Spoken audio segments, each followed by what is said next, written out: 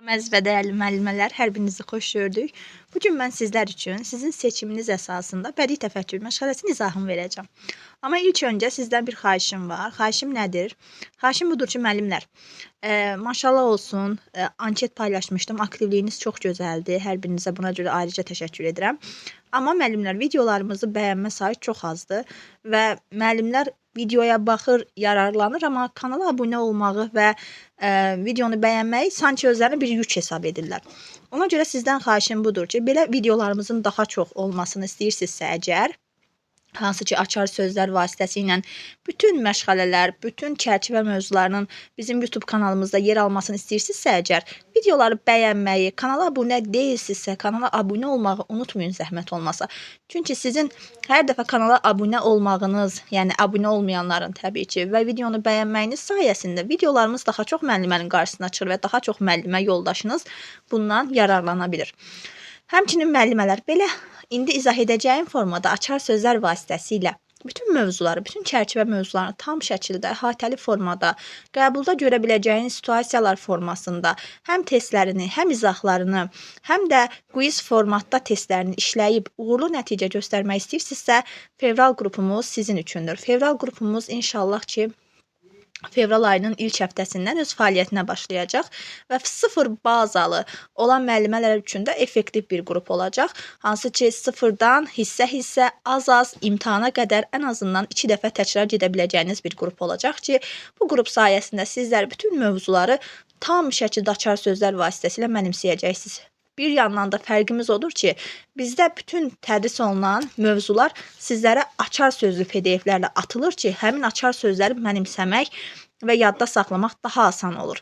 Həmçinin videolarımız da o cür açar və əsas məqamları sizə, necə deyərlər, mənimsədir. Ona görə çalışın, fevral qrupuna qoşulun. Ondan sonra bir də qrupumuzun nə zaman olacağı hələ ki məlum deyil.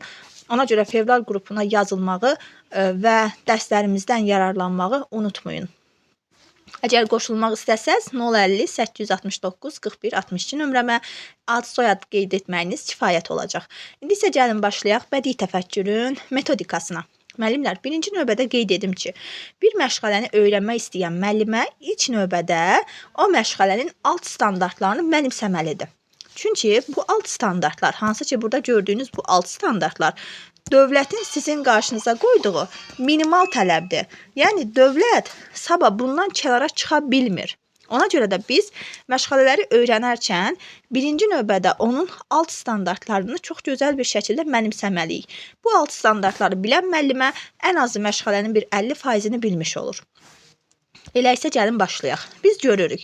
Biz bilirik ki, bizim bədii təfəkkür məşğələmiz ikinci inkişaf sahəsinin ikinci əsas standartı olan nitqi dinləyib anlayır, rabitəli danışır və nitq etiketlərindən istifadə edir standartının 2-2-1, 2-2-2 alt standartlarında özünü göstərir. Yəni, bu 2 dənə alt standart bədii təfəkkürə xidmət edir.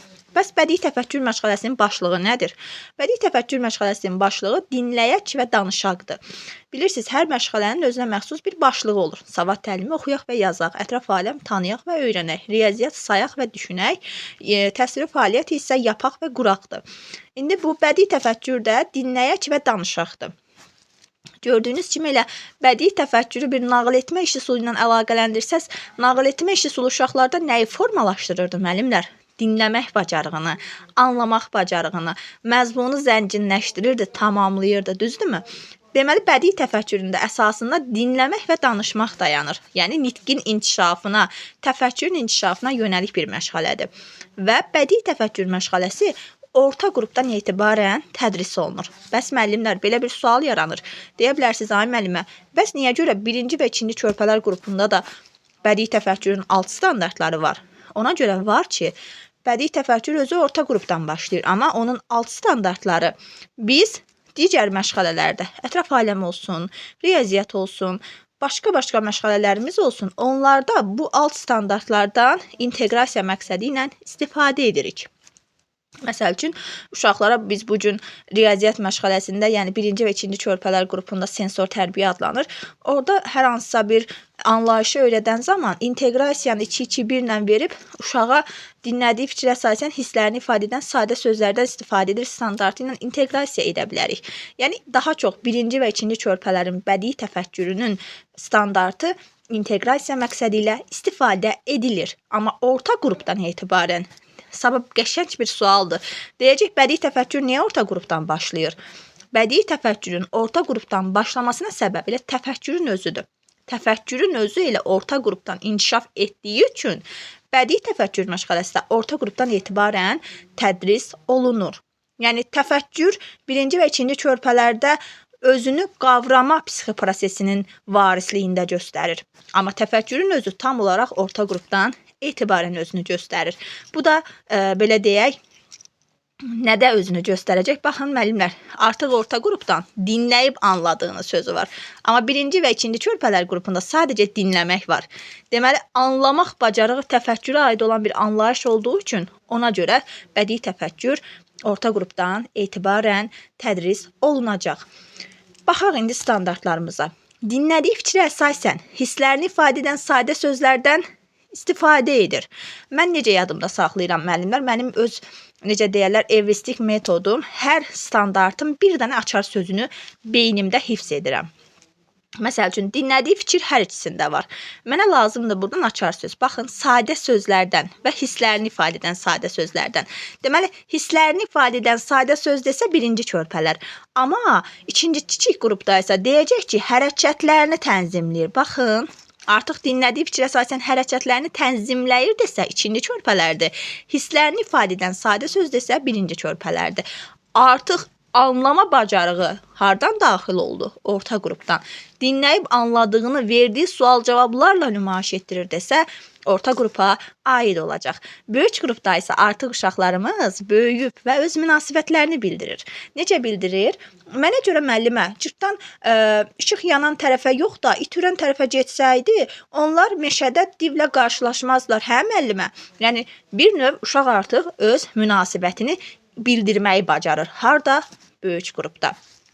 Məktəbə hazırlıqda isə artıq şərh sözü var və harda şərh etməyi gördünüzsə, bilin ki, o məktəbə hazırlıq qrupuna aiddir. Bəs şərh etmək nə deməkdir, müəllimələr? O deməkdir ki, mən necə ki, xəbər aparıcıları onlara verilən məlumatı neyniyir? Olduğu kimi obyektiv formada şərh edir.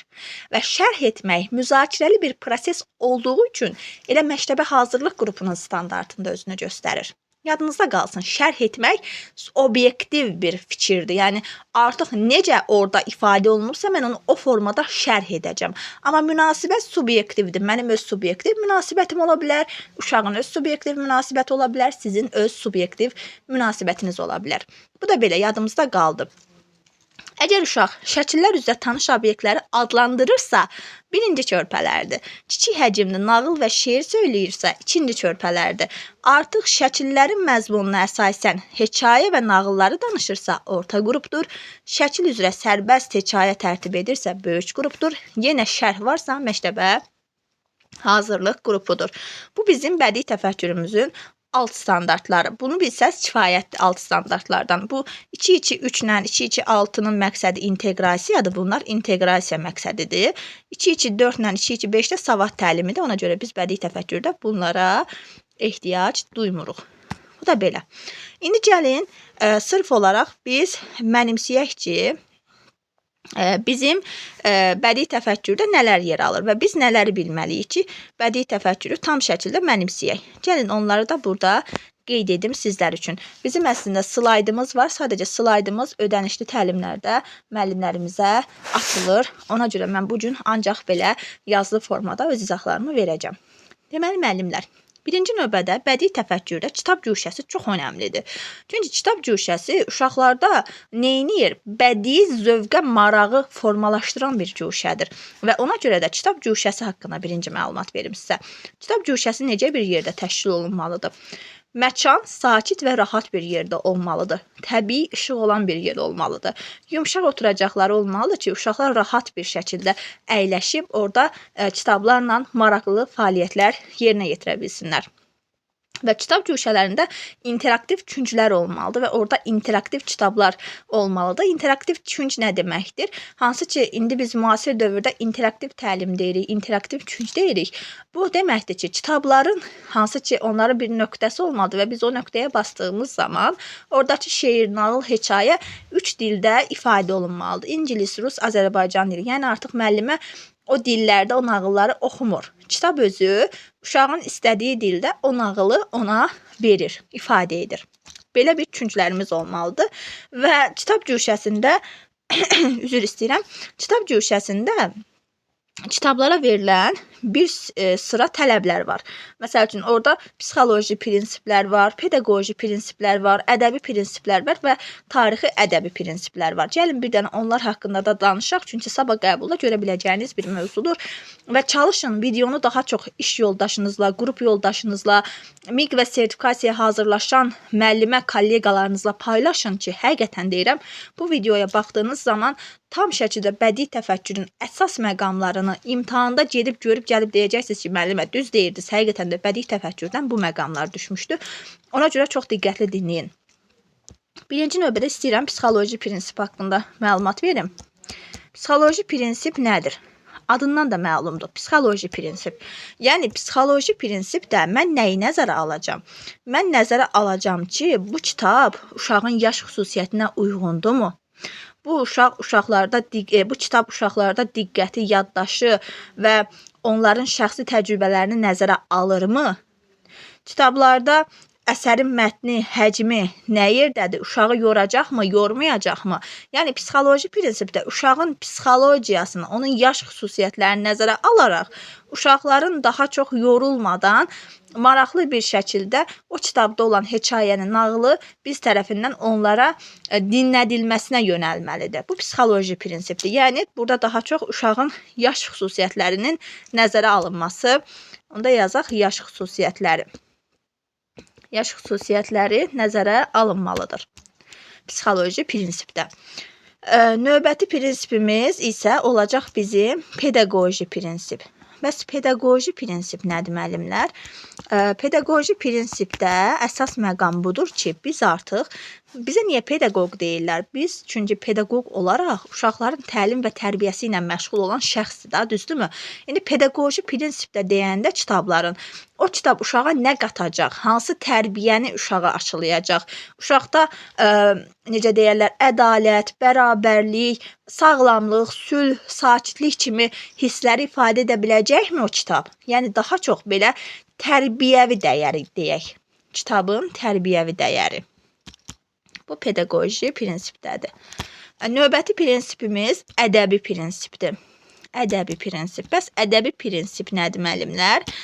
Ədəbi prinsip isə daha çox mövcud o kitabda yer alan janrların müxtəlifliliyidir. Yəni, burada artıq mən müxtəlif janrlardan istifadə etməliyəm. Nəsrdən, şeirdən, dram kimi fərdi janrların mövcudluğu. Onda deməli, janr müxtəlifliyi hardadır? Ədəbi prinsipdədir. Bu da yadımızda qalsın.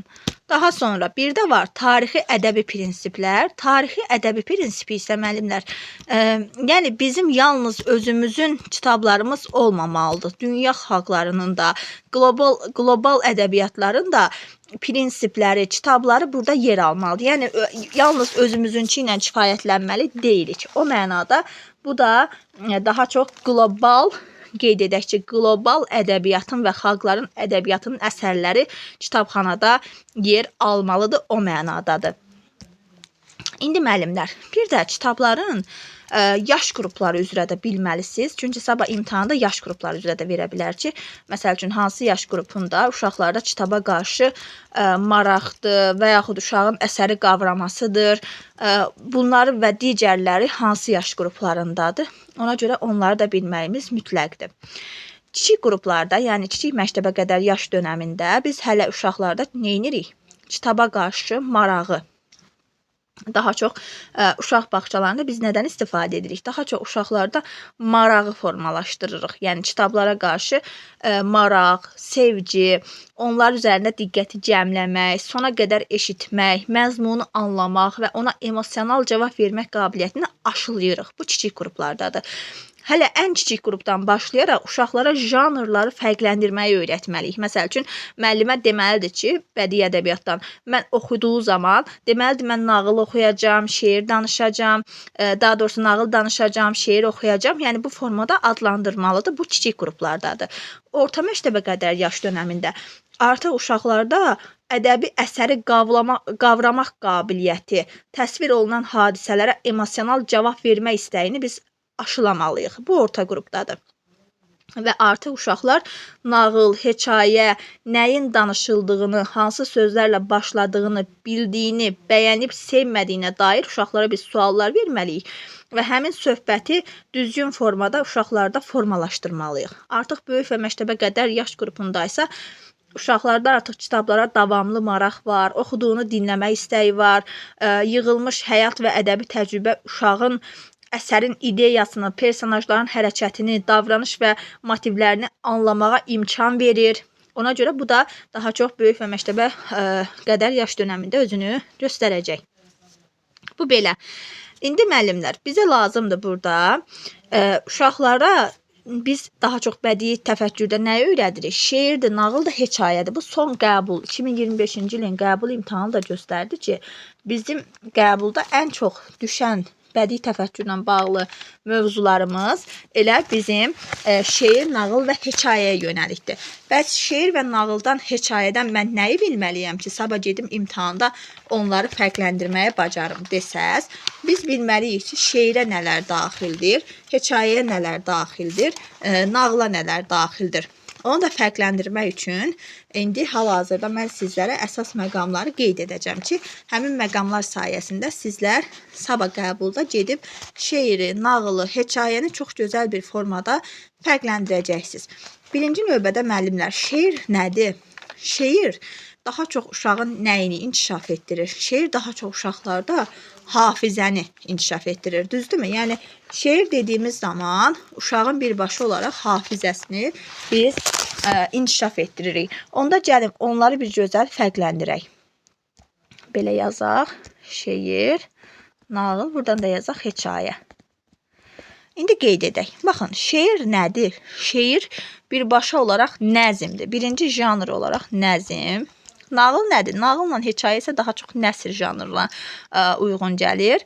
Yəni, nəsr yazaq. Və şeir daha çox uşaqlarda nəyi inkişaf elətdirdi, müəllimlər? Hafizəni. Deməli, buradan yazacağıq hafizə. Bəs nağıl? Nağıl daha çox təxəyyülünü. Bəs hekayə daha çox təfəkkürünü. Hekayə daha çox təfəkkürünü inkişaf etdirir. Şeir əzbərlənir, əzbər. Nağıl qurulur. Hekayə isə daha çox səhnələşdirir və öyrədicidir. Yəni, səhnələşdirmə biz harada demişdik? Dramlaşdırılmış oyunlarda demişdik. Ona görə səhnələşdirilirsə, bu hekayələrdir. Və hekayə daha çox məntiqi sözlü təfəkkürə uyğun gəlir. Yəni, məntiqi sözlü təfəkkürə. Və hekayələr daha çox ağır məzmunlu olur. Ağır məzmun. Daha sonra dramlaşdırılmış oyunu bura qeyd edək. Daha sonra ictimai-siyasi, hansı ki biz ətraf aləmdə demişdik ki, hekayələr daha çox ictimai-siyasi bayramlarda öz əksini tapır. Bir də reallıq, gerçəklik, bunu da qeyd edək. Reallıq və gerçəklik, bu da hekayənin əsas xüsusiyyətləridir. Daha sonra nağıl isə təxəyyüldür, qurulur, simvolik oyun məsəl üçün burada özünü göstərə bilər, rollu oyunlar burada özünü göstərə bilər. Daha sonra nağıllarda daha çox uydurmadır. Yəni, fantaziya da deyə bilərik. Fantaziya, uydurma, fantaziya buradadır. Proqnozlaşdırma buradadır. Mən qısa-qısa yazıram, sizlər geniş yazarsınız. Sonra intuisiya buradadır. Daha sonra axıcılıq buradadır. Axıcılıq buradadır. Daha sonra ekspresivlik. Ekspresivlik də nə deməkdir? Yəni necə oxuyuruq nağılı, danışırıq. Belə ki, biz nağılı danışanda onu emosional formada uşağa çatdırırıq, personajların dili ilə. Ona görə nağıllar daha çox ekspresivliyi özündə göstərir. Bu da bizim nağılımız və nağıllar daha çox nə olur? Nəql edilir. Yəni nəql etmə. Onu da qeyd edərsiniz. Nəql etmə burada özünü göstərir. Elə ifadəli bir formada deməyimiz də bu da yenə nağılda özünü göstərir. İfadəli. Bəs şeir hafizədir, əzbərdir, nəzmdir. Bir də şeirdə intonasiya çox önəmlidir. İntonasiya çox önəmlidir. Qafiyələnmə. Qafiyələnmə çox önəmlidir. Ritmik olur. Düzdür, sərbəst, yəni qafiyəsiz də şeirlərimiz var, amma əsas yadınızda qalsın ki, şeirlərimiz daha çox ritmlə olur, musiqili olur. Şeirlər iki cür öyrənilir. Bir poetik formada, bir də şeirin belə deyək də, məzmunu şəklində. Şeir hafizəyə əsaslanır, nağıl etmək isə təxəyyülə əsaslanır. Şeir qafiyəli olur, nağıl qafiyəsiz olur. Daha sonra sərbəst şeirlərimiz də var, amma daha çox qafiyəyə əsaslanır. Nağıl daha çox özünü göstərəcək nəsrdə, şeir isə nəzmdə. Hansı daha çox duyğusaldır desək şeir, hansı daha çox empatiya formalaşdırır desək nağıl, hansında başlanğıc, inkişaf, nəticə mərhələsi var desək nağılda, hansında personaj xarakteri öndədir nağılda, estetik və emosional təsir desək şeirdə, xüsusilə ifadəlilik desək nağılda, intonasiya şeirdə, hansında qulağın inkişafı vacibdir, poetik qulaq, hansı ki o yaradıcı qulaq deyirik. Bu, yəni uşağın o eşidir və onun əsasında beynində yaradıcılıq formalaşır şeirdə.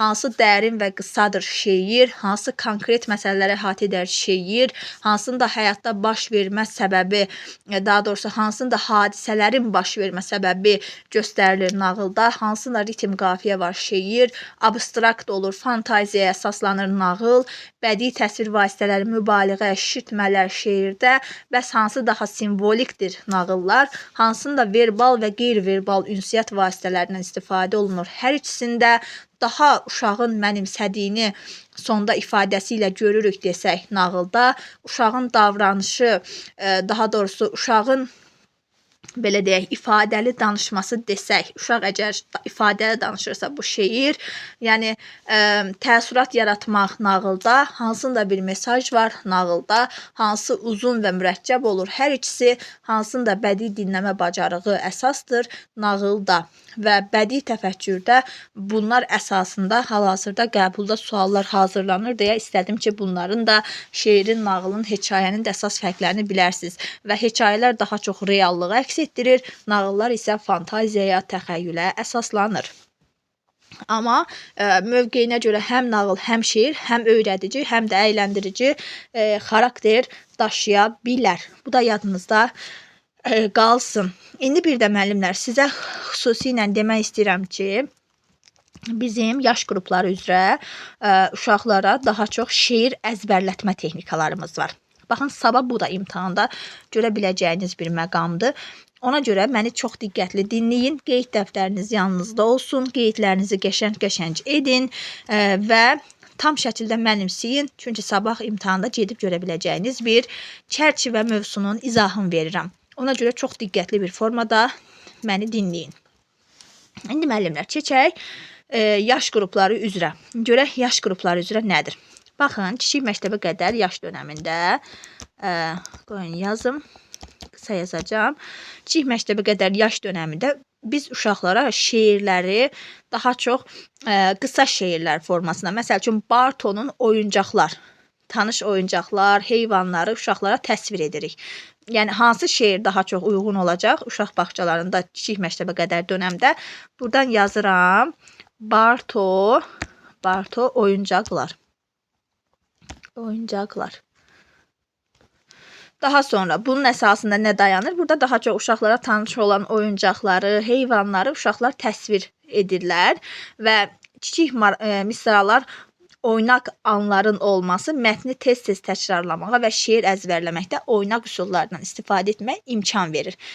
4 yaşına qədər hələ uşaqlarda əzbərləmə qabiliyyəti kifayət qədər inkişaf etmədiyindən biz daha çox bu yaş qruplarında, yəni kiçik məktəbə qədər yaş dönəmində uşaqların qarşısında şeir əzbərləmək vəzifəsi qoyulmur. Amma biz təkrarlamalar sayəsində uşaqlardan yavaş-yavaş neyinirik? Beyinlərinə yeridib əzbərlədirik. Amma yəni 4 yaşına qədər elə bir qanun yoxdur ki, elə bir standart yoxdur ki, uşaqlar mütləq onlarda şeir əzbərlənməlidir. Yəni elə bir şey, elə bir vəzifə qoyulmayıb. Artıq orta qrupdan uşaqlar artıq təbii intonasiyalardan istifadə edərək şeirə olan marağı, şeiri xatırlamaq və ifadəli oxumaq istəyini biz artırmağa davam edirik və şeir əzbərləmək üçün xüsusi bir dərs olaraq və ya vəzifə kimi bir əsəri əzbərləmək olduğu üçün bir hissəni biz həyata keçiririk. Məsəl üçün Analar Günü şeirini, Blaginanın Analar Günü şeirini daha çox biz burada uşaqlara öyrədə bilərik və bunlar daha çox məzmun və forma baxımından daha mürəkkəb şeirlər artıq uşaqlar üçün tövsiyə oluna bilir. Bu orta qrupda. Amma böyük qrup və məktəbə hazırlıq qruplarında isə artıq uşaqlarda təşəbbüskarlıq, müstəqillik nümayiş etdirərək şeiri daha mənalı, daha aydın və ifadəli oxumaq qabiliyyəti artır deyə biz burada artıq mürəkkəb ayələri olan şeirlərdən, məsəl üçün Puşkinin Qarağat sarayın qarşısında böyüyür. Artıq məktəbə hazırlıq qrupunda isə əzbərləmək üçün nağıllar verilir ki, buna da Krılyovun Əjdaha və Qarışqa nağlını misal göstərə bilərik. İstəsəz adlarını da yaza bilərəm. Məsəl üçün orta qrupdan kimin adını dedik? Orta qrupda dedik ki, biz mötərizədə yazaq. Adını yazdım sizin üçün ki, siz də doğru şəkildə öyrənəsiniz. Blagina Analar Günü orta qrup üçün budur. Böyük və məktəbə hazırlıq qrupunda isə artıq biz uşaqlara daha çox çətin ayələri olan şeirləri tövsiyə edirik. Məsəl üçün Puşkin böyük hərflə yazmalıydım. Puşkin deməli Qarağat sarayın qarşısında böyüyür. Bir də məktəbə hazırlıq qrupunda isə daha çox Krılyovun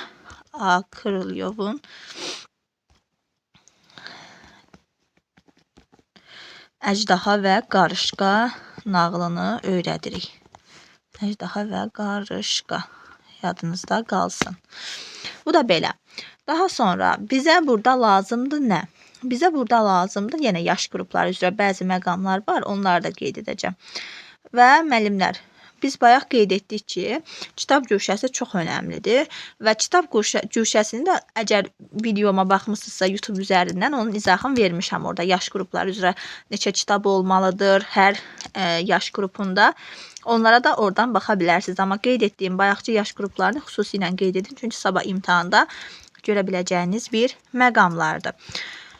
Bundan əlavə olaraq da müəllimlər, sizə şeiri öyrətmə ardıcıllığında demək istəyirəm. Çünki sabah o da düşə bilər ki, aşağıdakılardan hansında uşaqlara düzgün şeir öyrətmə ardıcıllığı verilmişdir. Ona görə ona da xüsusilə yadınızda saxlamalısınız ki, birinci növbədə biz uşaqlara şeiri necə öyrətməliyik, ikinci nəyə diqqət yetirməliyik, üçüncü nəyə diqqət yetirməliyik, dördüncü, beşinci, altıncı və səkkizinci nələrə diqqət yetirməliyik. Birinci növbədə müəllim uşaqlara şeiri öyrədərkən şeiri seçməlidir. Buradan yazaq şeir öyrətmə ardıcıllığı. Birinci növbədə şeirin seçilməsidir. Yəni biz şeiri seçməliyik.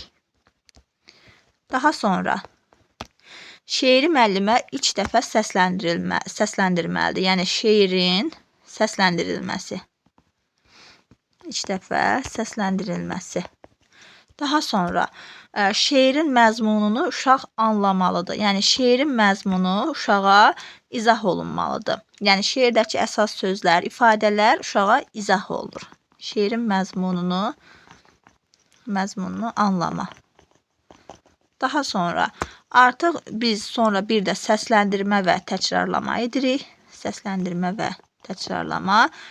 Daha sonra oyun və dramlaşdırma ilə şeiri daha çox, yəni uşaqların əzbərləmə prosesində əyləncəli bir formada eləmək üçün oyunlar təşkil olunur. Məsəl üçün ritm oyunu, uşaq şeirin hər misrasını fərqli ritmlə səsləndirir. Bu da onlarda daha yaxşı mənimsəməyə gətirir, çıxarır. Oyun və dramlaşdırma. Daha sonra şeirin tam yadda saxlanılması, şeirin tam yadda saxlanılması. Bundan sonra 7-ci artıq nitqin ifadəliyi üzərində iş aparılır. Yəni artıq uşağa biz şeiri öyrətdikdən sonra şeirə uyğun intonasiya, vurğular, emosional çalarlarla söyləmək öyrədilir və uşaq artıq bunu ifadəli və intonasiya ilə ifadə edir. Deməli, nitqin ifadəliliyi və intonasiya üzərində iş. Bu da 7-ci. Sonda isə artıq təkrarlama və möhkəmləndirmə işini aparırıq. Təkrarlama və möhkəmləndirmə. Bu da aid oldu bizim şeir öyrətmə texnikamıza. Yəni şeirləri öyrədərkən uşaqlara şeirin seçilməsi, şeirin ilk dəfə müəllimə tərəfindən səsləndirilməsi, şeirin məzmununu uşağa izah edirik, səsləndirmə və təkrar, oyun və dramlaşdırma ilə daha əyləncəli formada mənimsəyir, şeiri tam yadda saxlayır, nitqində ifadəlik və intonasiyanı formalaşdırıb, sonda isə təkrarlama və möhkəmləndirmə ilə şeiri tam olaraq uşaqda formalaşdırmış oluruq. Bu belə. Bunu da tam olaraq yadımızda saxlamalıyıq. Sabah imtahanda düşə biləcək bir hissədir. Bundan əlavə bədii təfəkkürdə var bədii təfəkkür, var bədii fəaliyyət. Və biz bədii təfəkkürlə bədii fəaliyyəti də fərqləndirməyi bacarmalıyıq. Bəs bədii təfəkkür, bədii fəaliyyət deyəndə nə nəzərdə tutulur? Müəllimlər, bədii təfəkkür daha çox özünü necə göstərir? Bədii təfəkkür, uşaq məsəl üçün adicə bir şey deyim, bir rəsmə baxır və onun nəyi ifadə etdiyini düşünür. Bir nağılın mənasını dərk edir. Musiqinin emosional təsirini hiss edir. Yəni şuurlu qavrayır və düşünür. Deməli, onda bədii təfəkkür daha çox şuurlu qavrama və düşüncə prosesidirsə, amma bədii fəaliyyət isə uşağın o 3.1 standartımız ki var o bədii fəaliyyətlər, bədii yaradıcılıq bacarıqları nümayiş etdirir 3.1. Deməli, onda bədii fəaliyyət bərabərdir nəyə? Bədii fəaliyyət bərabərdir 3.1-ə. Sadə bədii yaradıcılıq bacarıqları nümayiş etdirir. Orada da nə var? Aplikasiya var, daha sonra orada rəsm var, orada yapma var, quraşdırma var. Onlar hamısı bədii fəaliyyətdədir. Bədii təfəkkür isə daha çox bizim elə 2.2 standartımızdır. Yəni, bədii təfəkkür deyəndə ağlımıza birbaşa artıq 2.2 gəlməlidir. Və 2.2-də nə deyir? 2.2-də deyir ki, insanın dünyanı obrazlar, simvollar və estetik hisslər vasitəsilə qavramasıdır. Bədii təfəkkür budur. Bəs bədii fəaliyyət nə oldu? Uşağın rəsm çəkməsi, plastilindən fiqur düzəltməsi, musiqi alətində sadə melodiyalar ifadə etməsi, bu da adlanacaq bədii fəaliyyət. Onda deməli, bədii fəaliyyəti mən daha çox yadımda saxlayacağım ki, uşaqların incəsənət sahəsində hər hansısa bir işi praktik formada yerinə yetirməsidir. Bədii təfəkkür isə insanın dünyanı obrazlarla, simvollarla qavraması prosesidir. Bunu da ümid edirəm ki, başa düşdük. Bu da belə. Daha sonra mən sizlər üçün bir də bədii təfəkkürdə əsas məqamlardan biri nədir? Onu da qeyd edim. Bədii təfəkkürdə var kitabdan və ya ürəkdən oxuma, var müəllimənin hekayəsi, var səhnələşdirmə, var yadda saxlama və təhlil. Bir dənə ona da aydınlıq gətirək. Birinci növbədə kitabdan və ürəkdən oxuma. O nə deməkdir? Kitabdan və ürəkdən oxuma. Müəllimlər, kitabdan və ürəkdən oxuma bərabərdir. Müəllim mətni kitabdan oxuyur. Yəni, kitabda necə olubsa, necə yazılıbsa, onu elə o formada da neyniyir? Başlayır danışmağa. Yəni, nəql eləyir. Yəni, burada yazıçının dili, üslubu, hamısı qorunur. Yəni, bu üsul uşaqlara dilin ahəngini, ifadəliliyini dərk etməyə kömək edir. Hansı üsul? Kitabdan və ürəkdən oxuma. Bu üsul. İkinci, müəllimin hekayəsidir. Müəllimin hekayəsi. Bəs bu nə deməkdir? Müəllimin hekayəsi isə bərabərdir artıq əsərin müəllim tərəfindən yenidən izah edilməsi.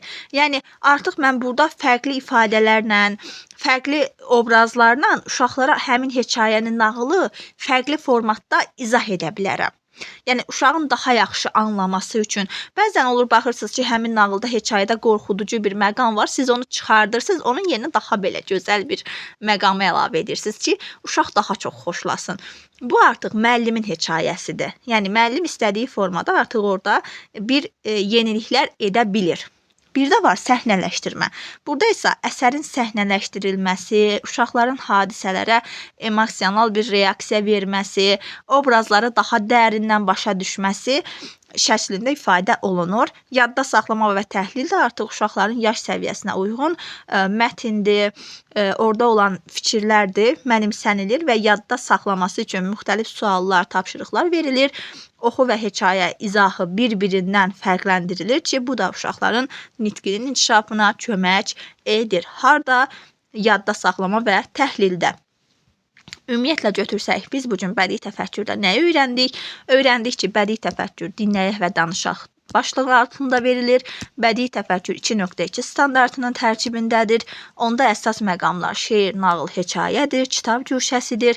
Bədii fəaliyyətlə bədii təfəkkürü fərqləndirmək lazımdır və uşaqlara şeir öyrətmə texnikasının ardıcıllığını bilmək lazımdır. Bunları bilsəz əgər, sabah imtahanda düşə biləcək bədii təfəkkürlə bağlı bütün məqamları asanlıqla cavablandıracaqsınız müəllimlər. Bu qədər. İnşallah ki, videolarımızı bəyənin. Kanala abunə deyilsinizsə, kanala abunə olun. Bu şəkildə qısa və öz formada əsas məqamlarla, açar sözlərlə bütün prosesləri, bütün mövzuları mənimsəmək istəyirsinizsə, başda qeyd etdiyim nömrə ilə əlaqə saxlaya bilərsiniz. Bundan əlavə olaraq ödənişsiz qruplarımızı da Telegram və WhatsApp qruplarını da linkini paylaşacağam. İstədiyiniz zaman qoşulub oradan da mövzulardan, testlərdən yararlana bilərsiniz. Təşəkkür edirəm diqqətiniz üçün. Məni sayıb, seçib, məni dinlədiyiniz üçün var olasınız. Hər birinizə uğurlar arzu edirəm. İnşallah növbəti izahımızda görüşənə dək. Təşəkkürlər müəllimlər.